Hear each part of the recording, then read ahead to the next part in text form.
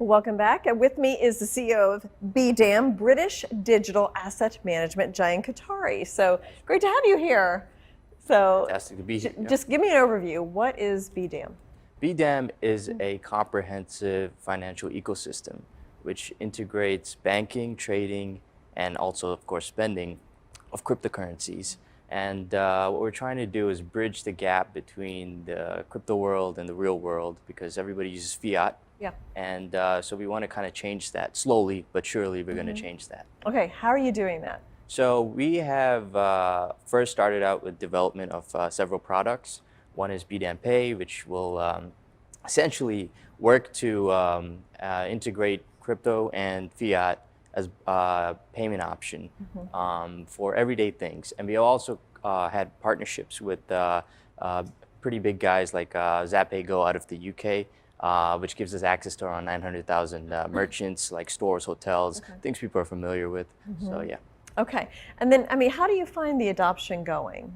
The adoption, I would say that it is happening at a snail's pace, not as fast as we'd like it, but the industry is moving forward. Eventually, it will, of course, change everything. Yeah. Now, you are also involved in an incubator program, so tell me about that.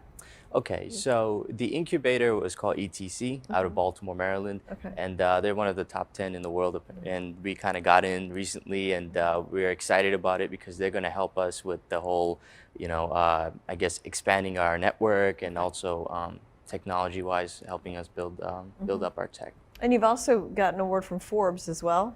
Yeah, we got on basically one of the top projects of 2020, and it was pretty exciting stuff, and it's just, kind of reinforces that, what we're doing, we're in the right way, going the right way.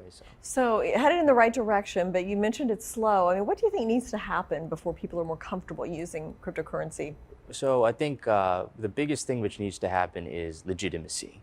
I think that although cryptocurrency exists, it's in a kind of like a gray area for where I guess you could say that people aren't popularizing it as much as they should, because governments are still reluctant, should I say. Sure, so, yeah. It's kind of a threat to governments. it is. But hey, China is adapting it, other countries are. So there's countries leading the way, and there's countries, Yeah. Where would you put the U.S. on that?